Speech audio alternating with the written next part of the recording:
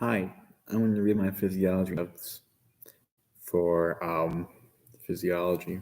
So, yeah, that's how I study. And I was like, you know what? I'll film it. It's fun. Okay. So, flux is atom movement.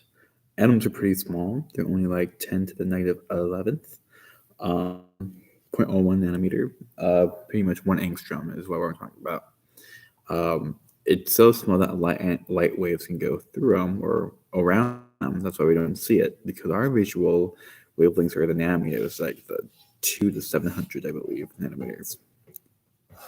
Anyways, we have solid, liquids, and gases. Solids more crystalline. They vibrate from the average point.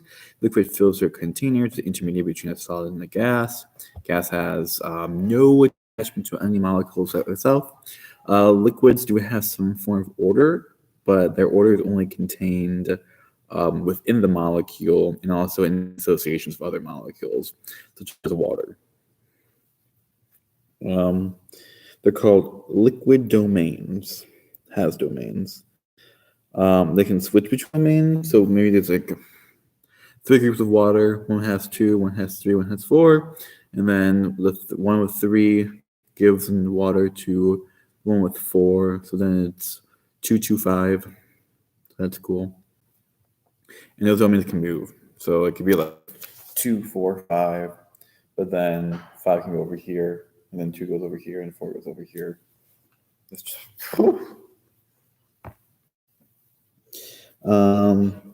yeah. Homeopathic medicine is medicine that has that dilute ingredients of it. I always think of that kind of vaccines, or kind of like polio. Something with the cows, and like how you have a small dose of the cow disease. So so small that there's water. It's just water, and your body will develop the appropriate tools and immune system tools to fight the disease. Yep. Water memory, water has memory is kind of bogus because water doesn't keep shape, and that's what people thought it did. It had the right shape, therefore it could fight diseases. But I think it's mostly stemmed from the idea that the disease is so diluted, it's essentially water, but there's still enough to put that bad boy in there and make some tools. So, yep. So we have the temperature number, and is proportional to the kinetic energy, the average kinetic energy. So pretty much, let's say the colder you are, the colder average temperature, the more molecules at that certain point, but not necessarily like the range of velocity is there.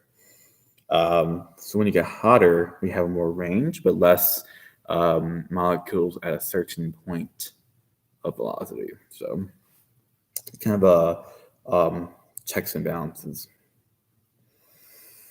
We have the Kelvin and the Celsius. Kelvin is Celsius plus 73. 0 Celsius is water freezing. 273 Kelvin is water freezing. 0 Kelvin is where there's no movement of anything. So, yep. The velocity of molecules is the square root of 8 kT over pi m. All you had to really for that one is that temperature and medicine.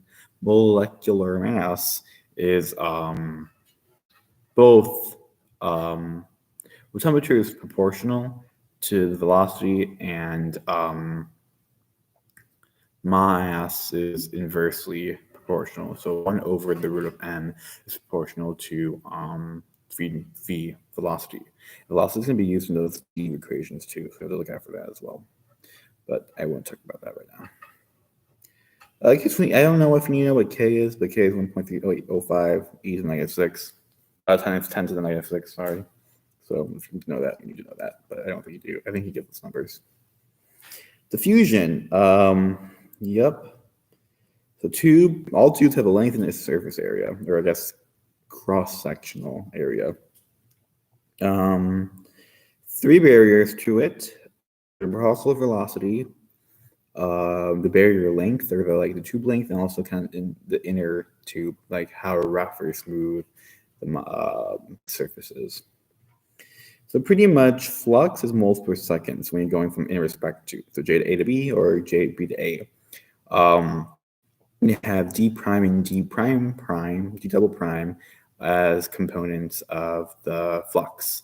So D prime prime is velocity times area times wavelength. No, not wavelength. Yes, wavelength. Yes. Yes, wavelength.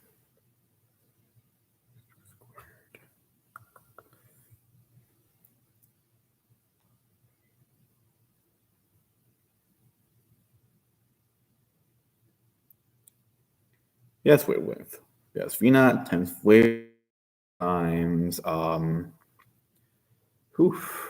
area. Yeah, it's all over H, which is the length of the barrier or length of the.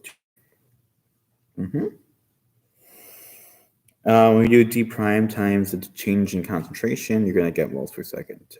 D prime is just everything except the H. So it's going to be wavelength times A times velocity, and then you can multiply that by the concentration over the length. Concentration change over the length. So you have your moles per second as well. And then we also have just D, and when you just only have the D, the area switches to the other side of the equation. So therefore you get D, which is just velocity times wavelength, and then you multiply that by the delta concentration all over H. The membrane is a thin layer of specialized material. So you're going to have some proteins, you're going to see some plasma membranes, you're going to see some phospholipids, all good stuff. Basic laws, same as the ones in free solution. But what we have here is the steady state rate of glucose. So as you can see, the delta C over delta X is different in all portions, out of the membrane, in the membrane, and inside the cell. And the flux is based off of D times rate, so D times delta C delta X over delta X. So what we did before already. Types of passive movement is interfusion, so the solid moves by itself in the regards to the observer. Or in solution is the solid moves with the solvent, or the solution moves with respect to the plasma membrane, which is the observer. Yeah, I think that's that. Interfusion is based off a driving force. You ever have a concentration driving force or an electric voltage gradient, so by charge or by concentration. Yeah. Okay. So then there's, as I said, there's J diffusion and J electrical. So J diffusion is going to be delta C over delta X times D, delta negative D, because it's just a potential energy gradient. The higher your gradient of potential energy, higher your flux is going to be. With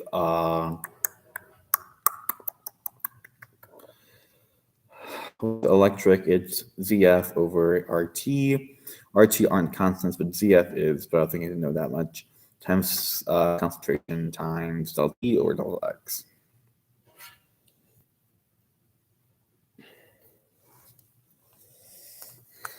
And this is when J is flux, which is moles over seconds in respect to area. So moles over centimeter squared times S.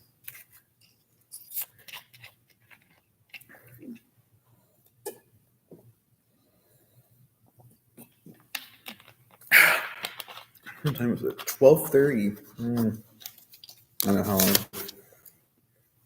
Convection I already talked about. Time for a molecule to move is distance squared root 2d. This kind of just explains why our molecules to be small, because if they're small, that means they can move faster or move to areas. That's why cells are so close together too. Because it takes 58 days to go 1 meter for an oxygen or one molecule. In comparison to just like a couple seconds when it's between like a nanometer. Plasma membranes, fluid mosaic, lipid bilayer, proteins embedded, proteins such as channels, which is ion channels, opens up, boop, it's H2O filled as well. We have carrier proteins that have conformational change to bring things into the cell that might require more, such as big, large cells or polar cells. Receptors respond to signals. Dock markers, they kind of recognize markers. It is more for vesicle binding. That's like some like stuff right there. Enzymes, they just kind of like help out with reactions, catalyze reactions, or those activation energy. And cancers help adhesion molecules. So I believe what they do is bring things to the ATC and into other cells. Nice. And so identifying markers is just self-recognition. But yeah, we do have like unassisted membrane transport, but that really depends on the solubility and the size, yes, of the molecule, because the inside of the plasma membrane is nonpolar. That is why. Kinetics, there's two kinds of kinetics, non-saturated, saturated. Saturated has that plateau. You're not always going to have all of, like, there's limitations in a real life study. Aqueous channels, so the ion channels, as I talked before, this counterintuitive where it's always on like a leak, chemically gated is when the bind messenger, like a chemical, binds to the channel to open it or close it. Usually it's open though. And then there is voltage, so it depends on this. There's like charged regions on the receptors, and those receptors can conform or change shape based on the kind of the environment, the voltage of the environment. And then you also have mechanical. So through stretch of the cell membrane, they can change to open or close, one of the two. Yes. H2O movement is also through aquaporins. I can't just remember in the collecting duct during the renal system, by 151 shit, but like they're just specialized water ion channels. Osmosis is the colligative property of water. It leads to hydrostatic pressure and results in a pressuring gradient. So osmotic pressure, think of like hydrostatic pressure and pressure gradient. I don't know why I'm yelling, I'm sorry. But you can find this out, the ATM of it, by multiplying R, C, and also T. There you go. And then you get ATM. You can also multiply CRTG if there's a salt involved. And that happens with urea, which is 1, or on ACL, which is between 1 and 2. I think we try to average 1.5, but I don't think we know that.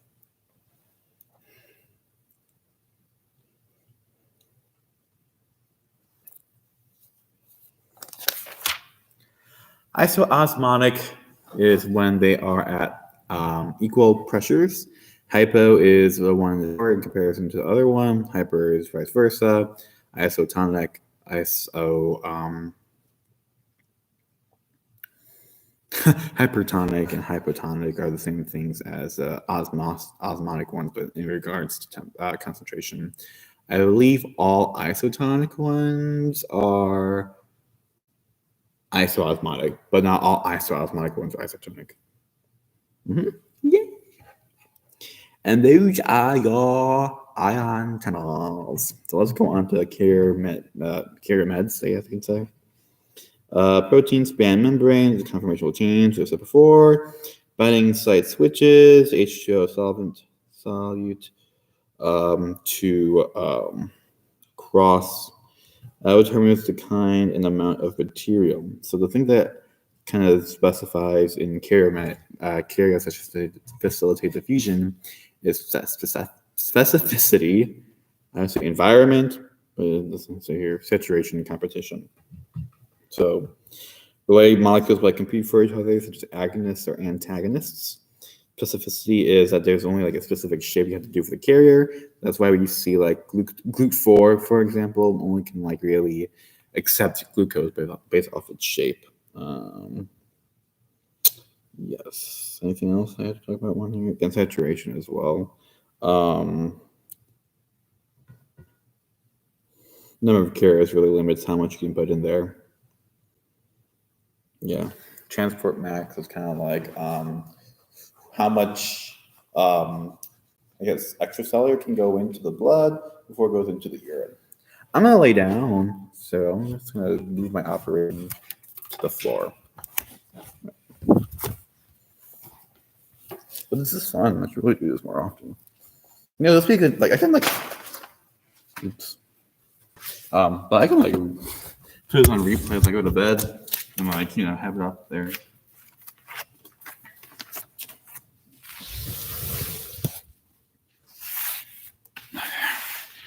But as I said, there are kinds of transports. Like facilitated, which has a carrier but no energy. Primary uses ATPase, and secondary uses coupling of an ion going down its concentration gradient. Mm-hmm. Mm-hmm.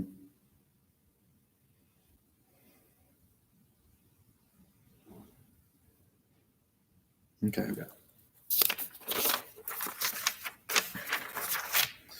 All right. GLUT4 is stimulated by insulin. So when you have insulin, you're going to bring glucose back into the blood. Goes to lower glucose blood levels. So you're going to increase the carriers in the membrane. We do see some deficiencies in people with diabetes mellitus. Type 1 cannot produce insulin, and type 2 has trouble with insulin being recognized on the receptors, the GLUT4 receptors.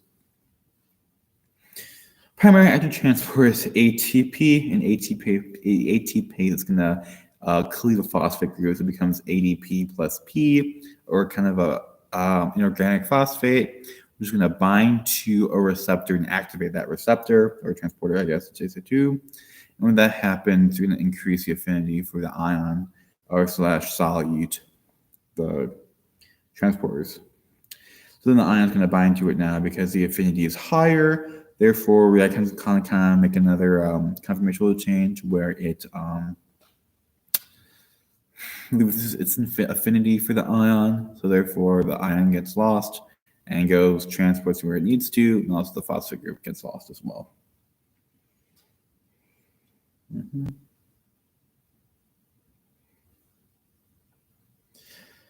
Simple active transporters are like the VATPase, which just brings H plus into the kidney. It's only carrying one ion. There are symporters, which carry two set ions in the same direction, and they pour two ions different direction. But all of these directions are based off against a gradient. About the potassium sodium pump. 3 NAs out, 2 Ks in. They're both against a gradient. It's electrogenic because they have charge changing, and Webin inhibits the ATPase. So therefore, you have Webin, OUABIN. You're not going to have that resting potential anymore. And you see that in African arrows as well. And it's deadly because it shuts down your heart and your nervous system. Secondary active is using coupling with more so going down gradient. SGL2. Oh, I do have it. Oh, well. SGL2 it's the transporter that transports blood from the urine to the glucose, but it is inhibited by flavogasins or glyphlo. That's what I'm getting so sorry.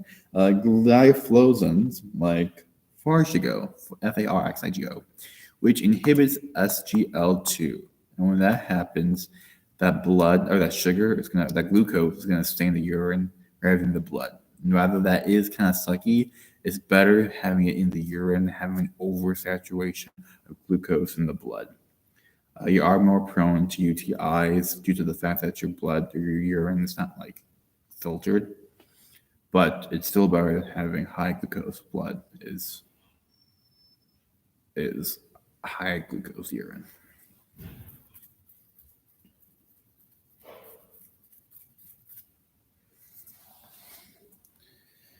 Gosh.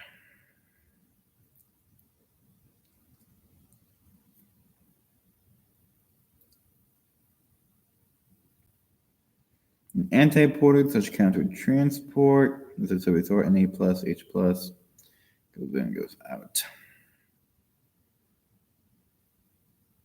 This is the same charge though, so it's not electrogenic. And we have endocytosis, and we have exocytosis. Endocytosis is bringing the vesicle into the cells, be digested in the lysosome and release those contents in there, or it could also be to bring it inside the cell to the other side for exocytosis. So that's like a blood-brain barrier. Exocytosis is just bringing the cell out, or it could just be bringing the cell to the cell membrane. You have to balance endocytosis and exocytosis. So you want to change the shape or size too much, or else will burst or shrink, or just want to make sure that it's sufficient. You see my foot. But such things are like the cavula, which may be a signal, like a switchboard, to close and like open it, but we usually don't see that. Or transport route, and so it's all your uptake. Interesting. Cell communication. So direct ones is gap junctions where they're just right next to each other. They only do small ions, so here. But they close in high H plus or high calcium. Transient lymph surface markers. They just say search and destroy. If you see something that's like you keep it. If you don't, you take it out. Oof, that's sad. So that's one. And the third one is cytokines. And cytokines are bigger. They're nanotubes, I would say. They carry like organelles and bigger stuff.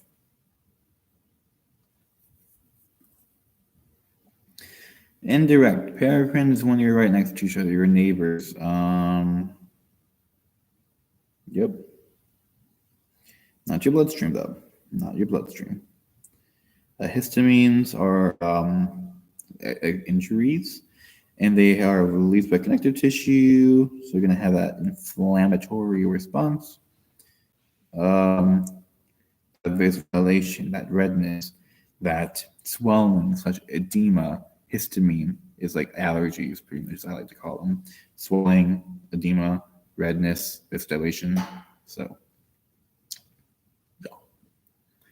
You can also get your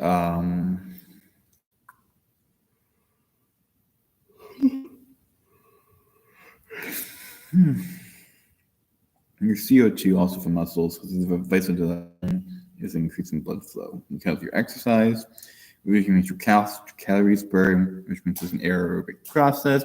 Well, this is CO2. CO2 goes from blood. So dilation and expansion. And then CO2 is vasodilates the blood and expands it. Neurotransmitters, if you from a short stop, the synapse targets neurons where muscles receive glands. Hormones, such as the megaphone, go through the bloodstream, which all appropriate cells with the appropriate receptors, and then the receptors kind of the ear. Neurohormones are hormones secreted from the neuromuscular, I believe. Neurosecretory cell released by electrical signals. Blood carries, so they're carried by the blood and they target cells. So electrical signals kind of like reach the secretory cell to release them into the blood. So it's kind of like the intermediate between the neuron and the hormones.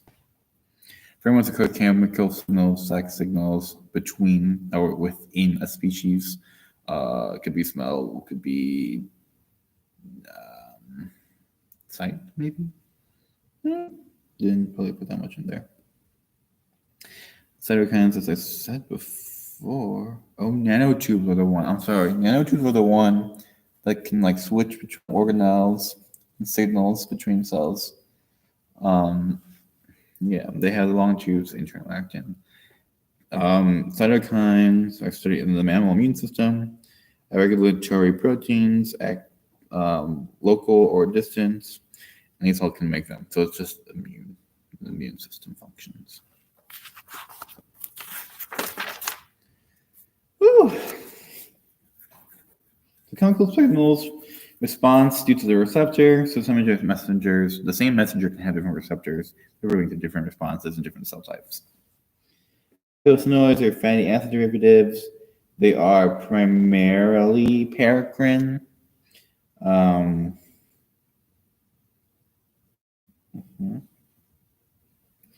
Prostaglandins for the smooth muscle. Anandamide is appetite and memory, and they are modified by THC.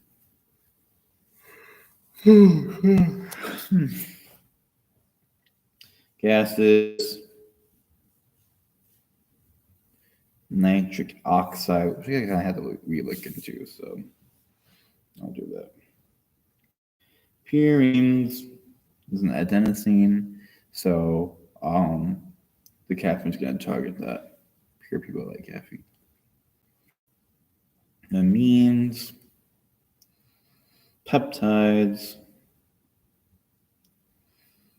steroids.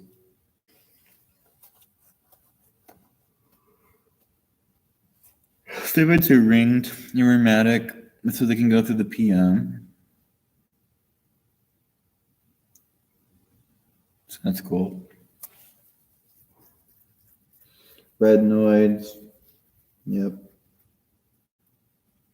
There are side effects though when you use antihistamines because they have H1, H2, H3. H1 is with inflammatory response. H2 is with H plus production in the stomach. H3 is antagonismus. So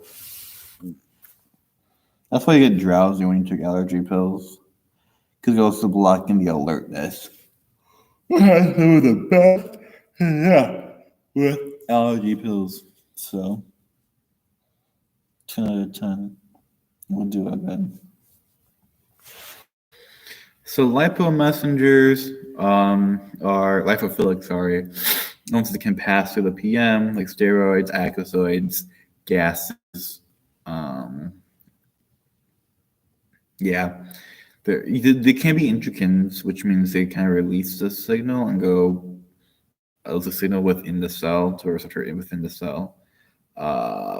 Such as nitric oxide can bind to guanyl cyclase, turn GTP into cGMP. If you want to know that, yeah. Thyroid and steroids bind to transcription factors to make a new protein. So, yeah. Lipophobic, though, bind to membrane receptors.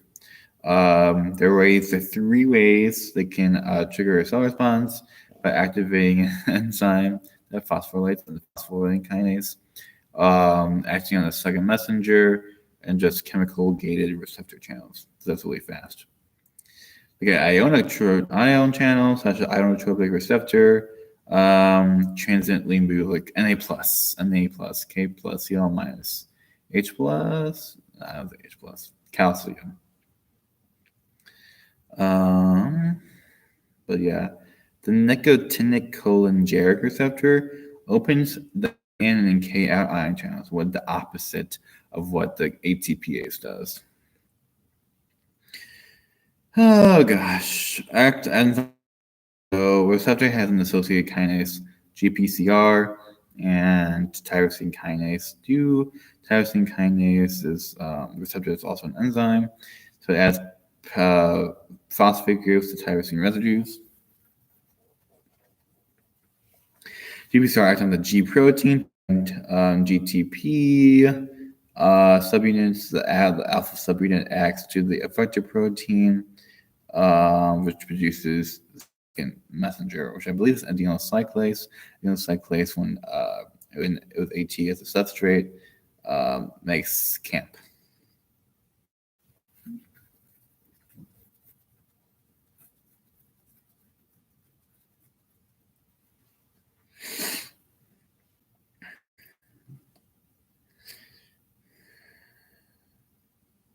Yep, cool. Okay.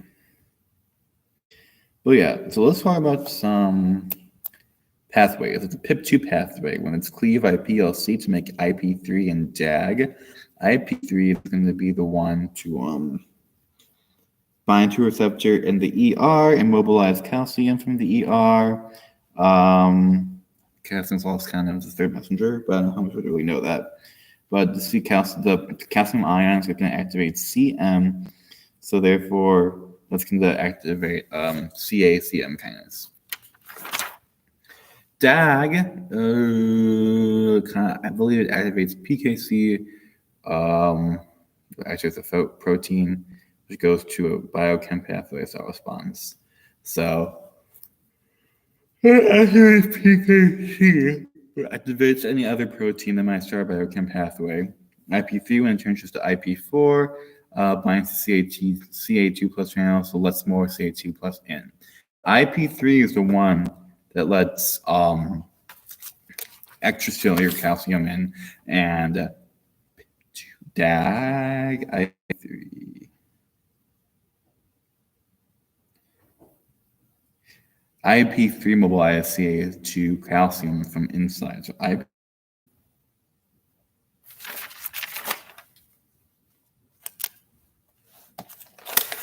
actually, wait.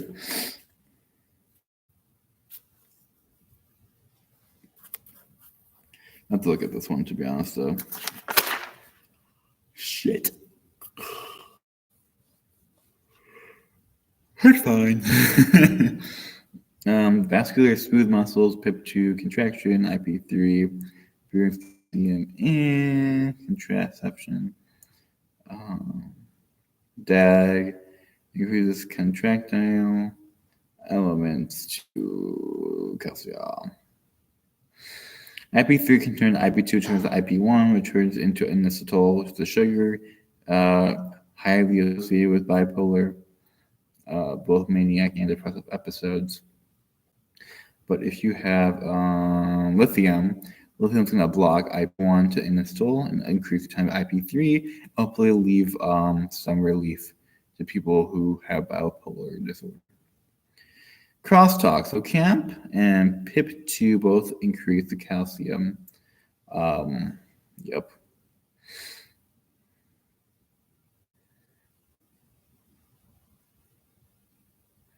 Amplification is just slow on, slow off. The other things get to turn off. Excessive stimulus can shut down response. Downstream, GPCR can be unable to act on protein. So downreg is less receptors, upreg is receptors. We talked about weaving, we talked about lithium, we talked about flaxgen or glioflavins. So, lots to talk about. Receptor pharma stuff. So, we have agonists, we have antagonists.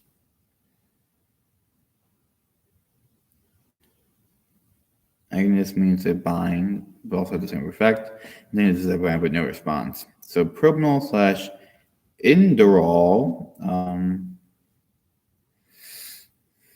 they block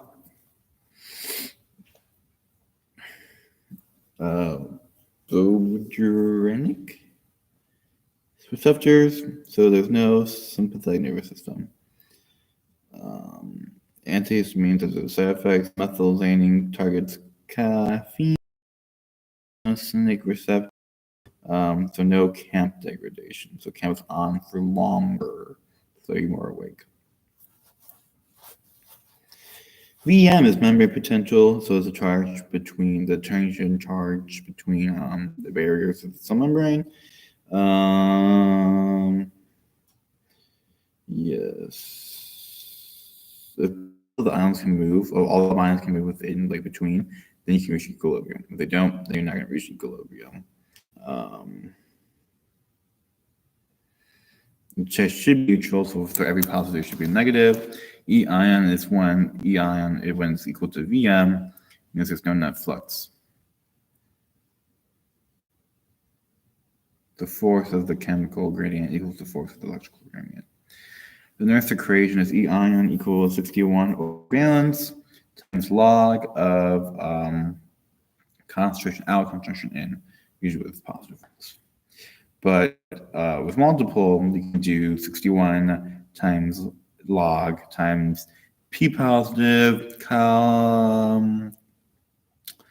concentration out over P positive concentration in times plus any P negatives with concentration in over P negatives concentration out.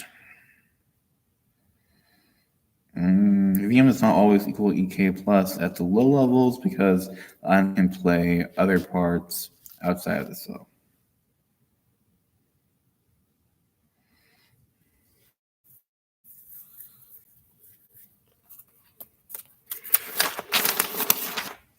Okay. To study current flow, we have set voltage, voltage clamping. So you have the voltage at a certain point. You can see what happens at that certain voltage. Current can be measured. You have patch clamps. So they measure the ion channels. Pipette measures current. So we can be able to close ion channels. Some of it can be kind of like the electrical circuit in a way, with Rm being like the ion channels, capacitance being there as well, then Ri being the resistance inside the side. So I see that.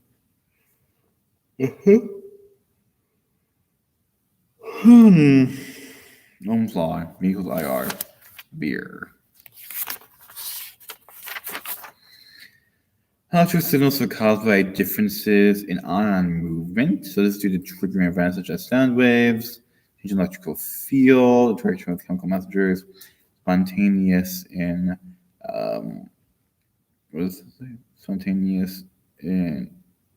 potential drives.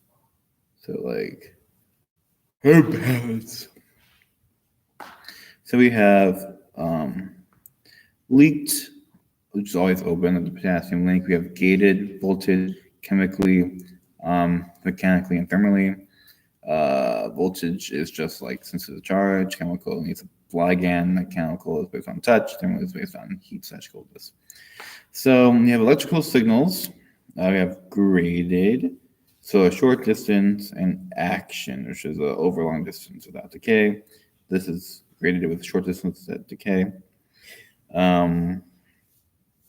Yep. So let's go on to what graded is. Graded kind of stimulates excitable membrane, ion channel opens and close, and positive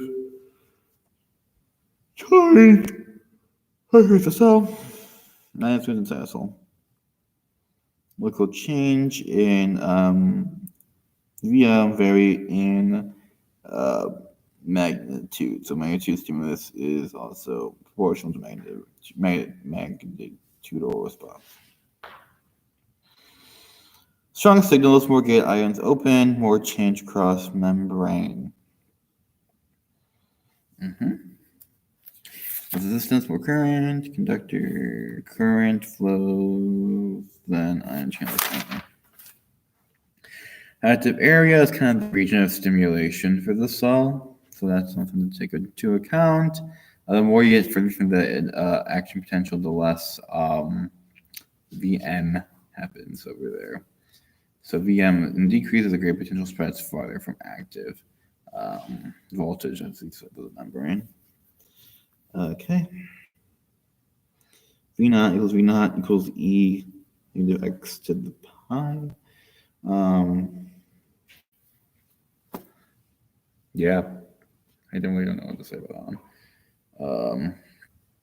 Length pi is e to the negative x over rho. Length can be like the constant, where it reaches 27% or dips between big dips down to 67%. I farted.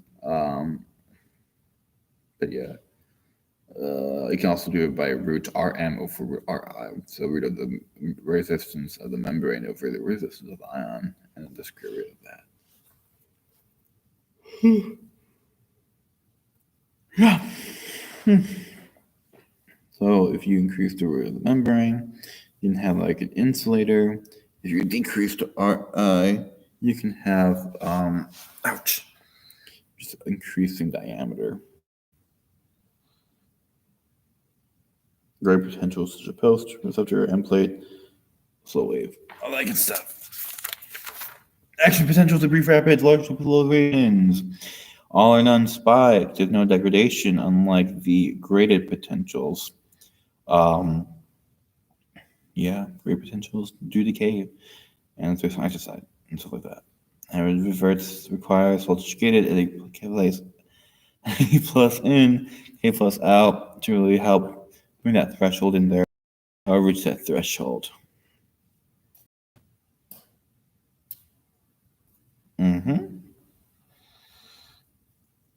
So exponential basis, also by clamping, simulate cell to produce AP, and then measure the current, transient inward I, and lagging outward I. Or lasting outward I, sorry. Because you want that negative charge.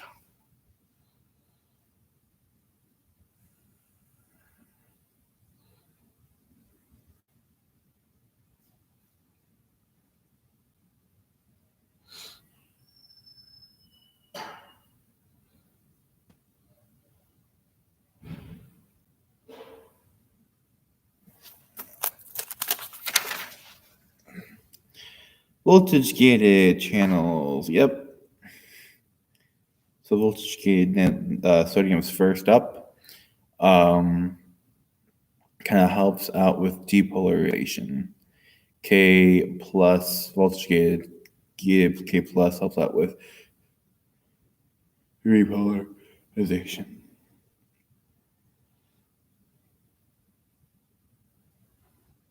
That's kind of a chain. The voltage gated sodium channels.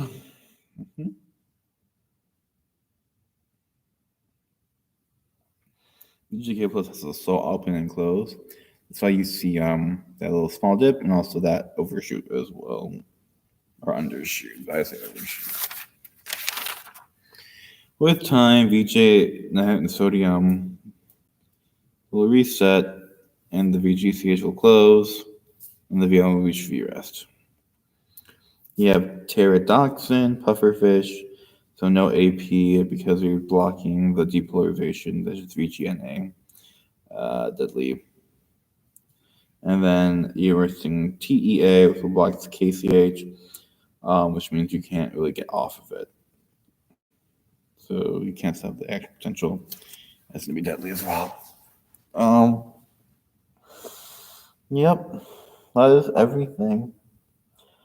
Some drugs you probably should know, as I said before, pterodoxin, TEA, Wubane,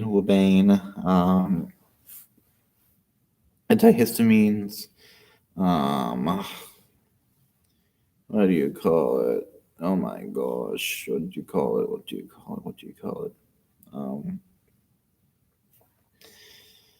You can also remember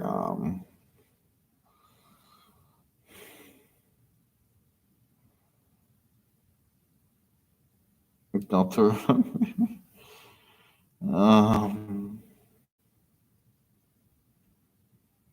Weeping, already. Foxgia or flavoglavins, which help out with the SGL, inhibit SGLT2s. You only have blood in the urine, or glucose in the urine, so glucose in the blood.